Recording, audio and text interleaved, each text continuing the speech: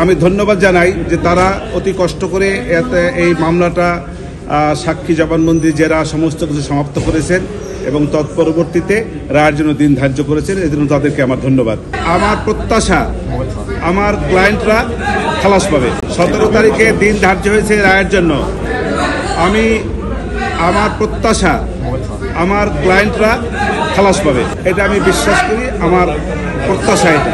কোন যুক্তিতে খালাস পাবে বলে আমি লার্নেড ট্রাইব্যুনালের সকল জাজেসবৃন্দকে আমি ধন্যবাদ জানাই যে তারা অতি কষ্ট করে এই মামলাটা সাক্ষী জবানবন্দি জেরা সমস্ত কিছু সমাপ্ত করেছেন এবং তৎপরবর্তীতে রায়ের জন্য দিন ধার্য করেছেন। এজন্য তাদেরকে আমার ধন্যবাদ। আর কেন আমি প্রত্যাশা করি সেটা বিভিন্ন সময় আমি বলেছি।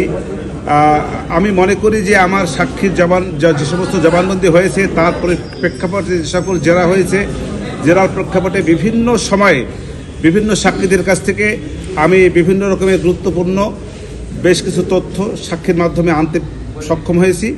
সব কিছু মিলিয়ে দালিলিক সাক্ষ্য সেসব জায়গায় আমি কন্ট্রোভার্সি ক্রিয়েট করার চেষ্টা করেছি এবং বিভিন্ন সময় দালিলিক সাক্ষীর উপরেও কন্ট্রোভার্সি ক্রিয়েট হয়েছে বলে আমি বিশ্বাস করি। সব কিছু মিলিয়ে আমি বিশ্বাস করি আমার আসামিদ্বয় খালাস পাবে। আপনার মক্কেলদের সঙ্গে আপনার যোগাযোগ বা তাদের কাছ থেকে না, এটা সুযোগ নাই, এটা আইনগতভাবে কোনো সুযোগ নাই। এই প্রশ্নটা কেন আপনারা করেন?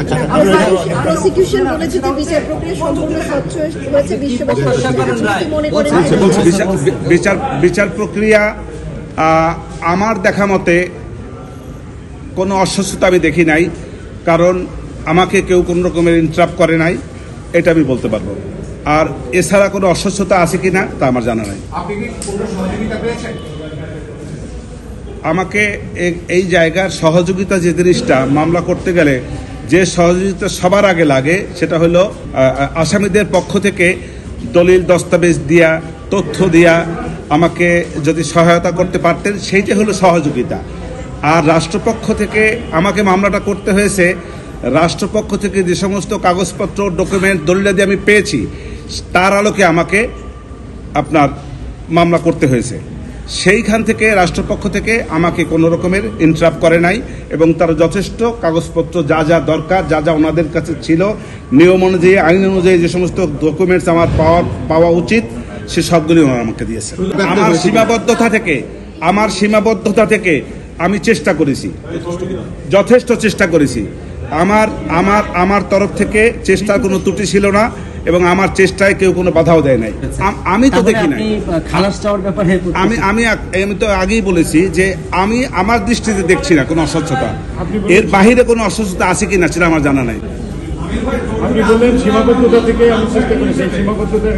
সীমাবদ্ধতাটা ওইটাই যে আসামি উপস্থিত থাকলে যে সমস্ত সুযোগ সুবিধা পাওয়া যায়, যে সমস্ত ডকুমেন্টারি এভিডেন্স হয়তো আমাকে ওনারা দিতে পারতেন, সেই সবগুলি দিয়ে আমি ফাইট করতে পারতাম, সেগুলো তো পারছি না। ওনার তথ্য দিয়ে সাহায্য করতে পারতেছেন। রাষ্ট্রপক্ষ এক জায়গায় এক ধরনের কোনো একটা ঘটনায় তারা যেভাবে বর্ণনা করেছে, এই বর্ণনার বাইরেও হয়তো কোনো বর্ণনা থাকতে পারে, পিছনেও কোনো বর্ণনা থাকতে পারে, সেই সবগুলিতে আমি পাইনি। অতএব এই জায়গাটা থেকে আমার কিছু সীমাবদ্ধতা ছিল। সেই সীমাবদ্ধতা আমার ক্লায়েন্টরা অনুপস্থিত থাকার কারণে। আপনার ক্লায়েন্টরা উপস্থিত থেকে ফাইট করলে মামলার রেজাল্টটা অন্যদিকে আরো ভালো হয়। আমি মামলার রেজাল্ট তো হয় না এখন, এটা কেন বলছে না? আমার ট্রায়ালটা, আমার বিচার প্রক্রিয়াটা, আমার সাক্ষীদের জেরা জবানবন্দিটা হয়তো আরো বেটার হতো।